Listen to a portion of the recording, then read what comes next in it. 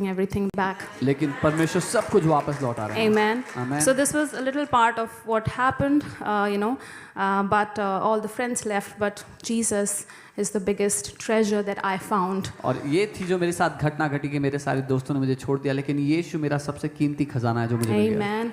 Let us come back to the wisdom and understanding of God. हम वापस आते हैं परमेश्वर की बुद्धि और समझ पर. As Apostle chose wisely, जैसे अपोस्टल जी ने बुद्धिमानी से चुन लिया.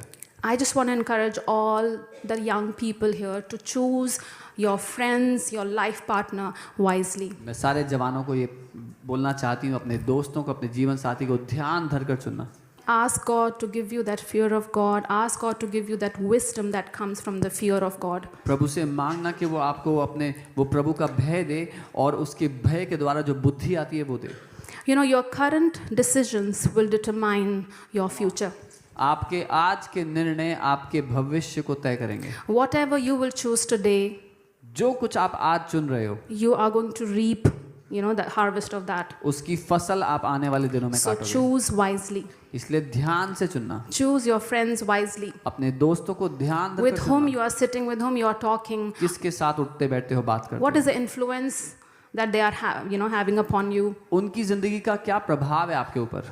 Choose wisely. बहुत ध्यान से चुनना. Amen. Amen. And when it comes to marriage, after being born again, accepting the Lord, the second most important decision that we tell everybody is to choose their life partner wisely. और प्रभु यीशु मसीह को जान लेने के बाद, नया जन्म पा लेने के बाद जो हम बताते हैं, दूसरा सबसे महत्वपूर्ण निर्णय है कौन सा जीवन साथी आप चुनते हो. Amen.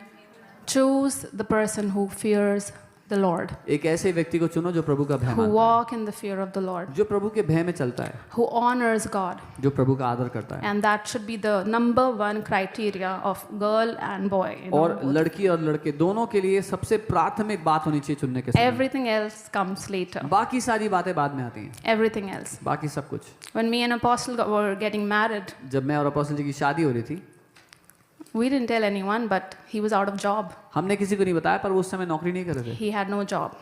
उनके If पास I would नौकरी have नहीं told थी. in my house, अगर मैंने अपने घर पे बता दिया होता, I can't even imagine what would have happened. तो मैं कल्पना भी नहीं कर सकती क्या हुआ होता. But God is faithful. लेकिन परमेश्वर विश्वास See योग्य what है. He has done in our life. देखो उसने हमारे जीवन में जो किया है, Because He is faithful. क्योंकि वो विश्वास योग्य है. And whoever will, you're going to walk for Him, you walk with Him, and in the fear of God, He is going to raise your standard beyond your imagination. और जो कोई भी उसके लिए जिएगा, उसके साथ चलेगा, वो आपके स्तर को आपकी कल्पना से हद से ज़्यादा बढ़कर बढ़ा देगा. Because I'm not telling it just as a bookish knowledge or just written knowledge, but I'm telling you from personal experience of our life. क्योंकि मैं किताबी ज्ञान से आपसे बात नहीं कर रही हूँ, अपने जिंदगी के अनुभवों से बात कर रही हूँ. आप जब खराई से चलेंगे, When you walk with integrity, जब आप उसके भय में चलेंगे, when you walk in His fear, उसके प्रेम में चलेंगे, you walk in His love, everything else in your life will be added. आपकी जिंदगी में बाकी सब कुछ आके अपने आप जुड़ता And जाएगा. that will be beyond your imagination. और वो सब कुछ आपकी कल्पना से बहुत I बढ़ चढ़कर declare होगा. that over you. मैं ये घोषणा As करती you हूँ walk आपके in the fear of ऊपर. God, जब आप प्रभु के भय में as you चलोगे, walk in the ways of God, जब परमेश्वर के मार्गों and पर as you चलोगे, trust in that living God, जब उस जीवित परमेश्वर पे भरोसा God is going रखोगे, to turn around your situation परमेश्वर आपकी परिस्थितियों को बदल देगा, beyond your imagination. आपकी कल्पना से बढ़ चढ़कर, In Jesus' name. यीशु के नाम में. Amen. आमेन. Amen.